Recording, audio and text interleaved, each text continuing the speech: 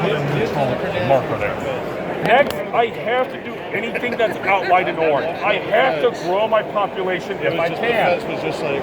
I only have one food though, and it costs 2 food to grow my population. So I can't grow my population, so I'm going to skip that action. Next, I want to move. I'm going to spend the leader to indicate that I want to move to this system right here to attack these aliens. So I grab a 0 planning marker to move to the 0 neutral system. If I was moving to a color players system, I'd put it in that hex. The center is neutral. There's no move limit how far. There is. You design your ships, so my ships my corvettes, which these are my corvettes, can each move 1 space each. But I have designed these ships to be faster, so that these ships can move 2 systems when they move. Because I put their ship marker, they each have 1 for each type of section. So I specialize these ships to be a little bit faster. So I'm moving to that 0 system, and we are ready to go. I also, at the beginning of my round, I got to draw an action card, which I'm going to go ahead and do now. So I draw a card, and I can play this card if I wish, which I am not going to do. I can save it for later though, in my action hand. Now, once everybody finishes planning their phase, we move on to resolving. So I place my new system, connect it to my 0 system. So I'm going to connect it to this hyperlane right here. And then I'm going to move my ships, these 3 ships, over to the 0 neutral system, like I planned, to attack that crystalline entity. Now, at the end of every phase, you potentially battle. So we're going to have a battle here with this crystalline entity. I grab the crystalline entity's card. We have our 2 battle boards here.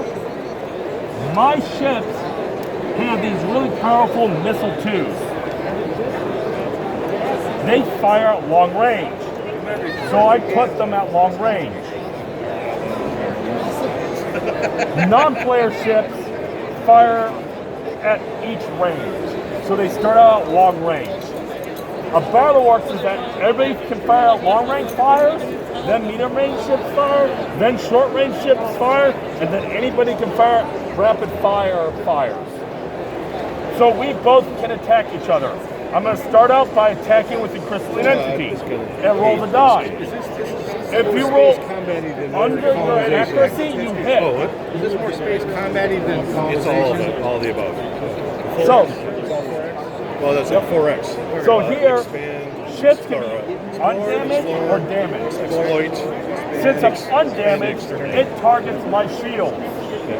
My corvettes only have 1 shield. So this ship does a maximum 4 damage, but the damage you do is equal to whatever you roll. So I rolled under my accuracy and did 2 damage up to a maximum of 4. That's enough to damage one of my ships. Now my ships are going to roll with my missiles. I roll 1 die per ship. Missiles are guaranteed to hit. You can put countermeasures on your ship designs, but these crystalline entities don't have that. This only does 1 damage though. Crystalline entities have no shields or armor. They just go straight to hull. So I had to deal a total of 6 damage. But these missile 2s do a whopping 5 damage to hull. They're pretty advanced weapons. So each of these dies do a maximum of 5 damage. That's enough to wipe out this crystalline entity. I won the battle with my pretty advanced ships. Now, one of the objectives here is to destroy spaceborne creatures. I destroyed the second one, so yellow puts a 2 marker here to indicate I'm only 1 away from achieving that victory card. The number of victory cards you have to achieve to win an era is equal to your era number. Since they're in their first era, they only have to achieve 1 of these 3 cards to win the era and trigger the end of the era. So they're getting pretty close. So their goal is to survey as many systems as possible right now, looking for other spaceborne creatures to destroy to win the era. When you go there, you're So I am now done with the expand phase. I'm going to now choose a new, each player now will choose a new phase to do. You're still coming towards me.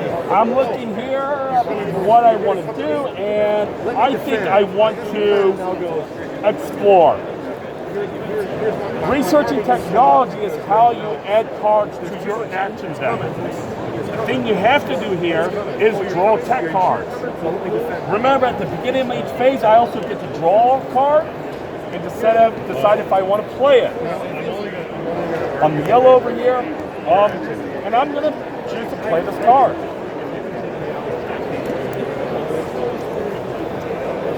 And then I also get to draw 5 cards for my tech deck here. So I draw 1, 2, 3, 4, 5. I can research 1 physics, 1 society, and 1 engineering technology, each explore phase. So I could get more powerful missiles, a better core, or one of these. I'm going to choose to research this better core. It costs 2 research to research. However, I can reduce the cost by 1 by spending a leader if I wish, which I'm not going to do that right now. So this costs me 2. I spend 2 research. When you spend resources, you just take them out of your tray and put them in your play area. These resources will go back to your tray at the end of the round. These represent resource income rate, not your resource stockpile. There is a way to stockpile more resources, but most species don't have that capability to research the necessary technologies. I have 1 more research.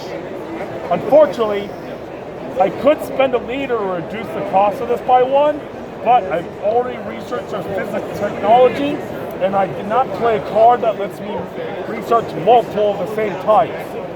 So I'm going to go ahead and save this research for later. Be done researching. And I want to indicate that I'm doing this action right. I'm going to do this action right here, gain an approval bonus. So when you research a card, you add new cards to your technology deck.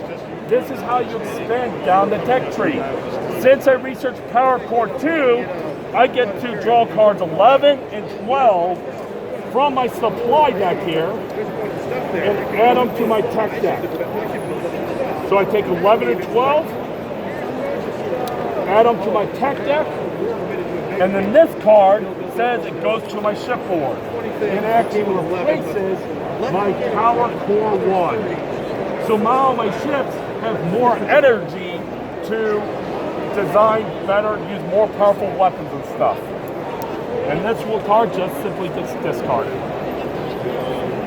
Next, I also chose to do this egalitarian special action.